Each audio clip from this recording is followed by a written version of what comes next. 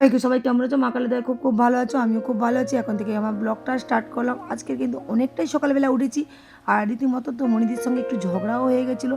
হ্যাঁ, যখনই আমার কাজ থাকে তখন উনি ছুটি নেয়। যখন তারাপীঠ বা শান্তিনিকেতনে গেছিলাম তখন ওনাকেই বলেছিলাম যে তুমি তাহলে ছুটি নিয়ে নাও, এই সময় ঘুরে আসো। উনি গেল না, ঠিক কালী পুজোর সময় ছুটিটা নিল। কালী পুজো থেকে একদম পুরো ভাইফোঁটা টটা শেষ হবে, শুক্রবার আসবে। বলো তো, আমার মেয়ে ফাংশান নাচ করতে যাবে, তারপর দোকান আছে, বাড়ির কাজ, বাড়ির পুজো, আমি একা কোন দিকে সামলাবো? আর তাহলে কাজের লোক রাখে কেন? যদি হাতে হাতে যদি সেই টাইমটাই যদি উনি ছুটি নেয়, কী বলবো বলো? আমাদের কথায় কোনো দাম থাকে না। ছুটি নেবে তো ছুটি নেবে, যাই পারো। ওনাকে আমি অনেক করে আটকেছিলাম, উনি কোনো কথা শুনলো না। আমি দোকানে যাইনি, আর বার করেছিলাম আমি, বাবলা, দই, তিনজনেই বার করেছিলাম। মেনুতে ছিল অনেক কিছুই, 5 রকম ভাজা, খিচুড়ি, পায়েস, লুচি, সুজি, নাড়ু, 8 কড়াই ভাজা। বলো না, একার হাতে সব কিছু, বললাম না কেউ করার থাকে না। বলতেই ভুলে গেছিলাম, চিড়ে ভোগ করেছিলাম, তারপরে হয়েছিল ফল প্রসাদ, অনেক কিছু ছিল গো। আর করে টোরেই যে আমার মেয়ে আমার সঙ্গে এক নাগারে কাজ করেই যাচ্ছে। এই যে করছে না, ভেবো না যে ও খেলবে বলে করছে। ও রাত্রেবেলা একটু মানে ভিডিও করবে, মানে রিলস করবে বলে একটু এগুলো করছে।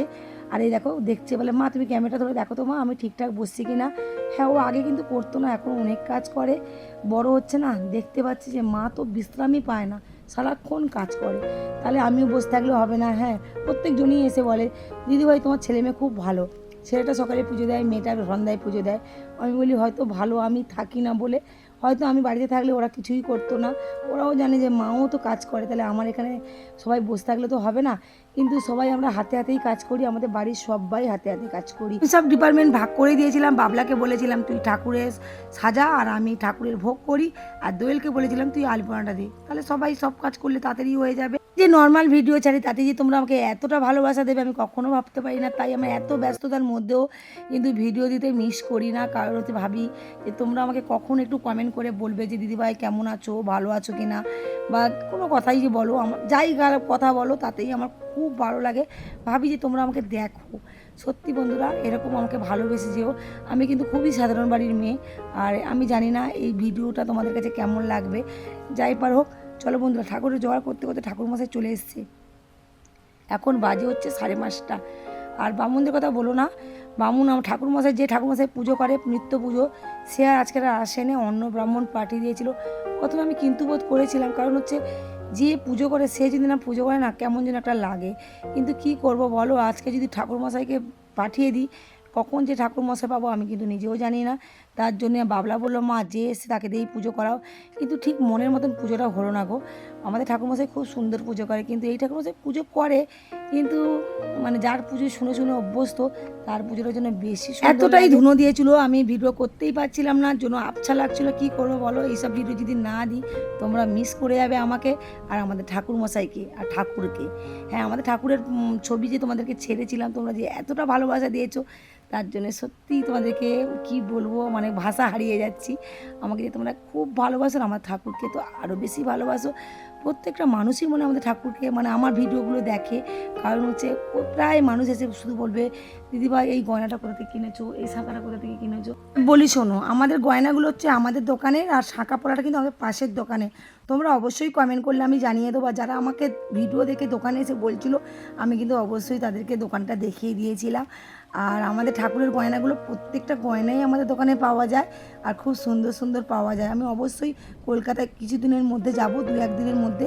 তোমাদের জন্য আরও কিছু গয়না আমি ছবি দেখাবো, তোমরা অবশ্যই দেখো আর পছন্দ করে চলে এসো। আর আমি দেখো তোমার দাদাভাই লাইটিং এতটাই জ্বলছে, প্রদীপ দিচ্ছে, কিন্তু আমি ক্যামেরাটা ঠিকঠাক করতেই পারছিলাম না। যাই পারো, ঠাকুরমশাই চলে যাবে, তাকে একটু প্রসাদ দিলাম। আর এটা হচ্ছে আমার বাবাকে অনেক দিন তোমরা দেখো না, বাবারা কম আসে, যেহেতু বয়স হয়ে গেছে, শরীরটাও খারাপ। এবার বাড়ি বাড়ি সবার প্রসাদ দেওয়ার পালা। এই যে সব প্রসাদগুলো বাড়া হচ্ছে।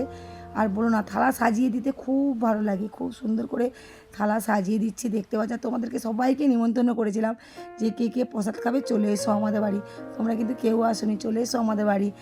আর পরে আসলে কিন্তু কোনো প্রসাদই পাবে না, সব শেষ হয়ে যাবে, মানে পেটে ঢুকে যাবে।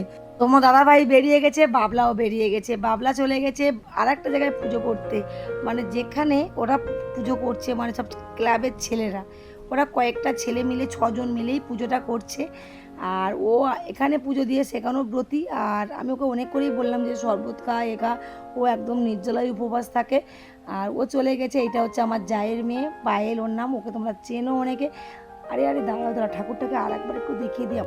দেখো আমাদের ঠাকুরগুলোকে আবার একটু দেখিয়ে দিচ্ছি। আমাদের যে পুজোটা কত সুন্দর করে হয়েছে সেটাও দেখালাম। এইবার পালা হচ্ছে সাজুনি।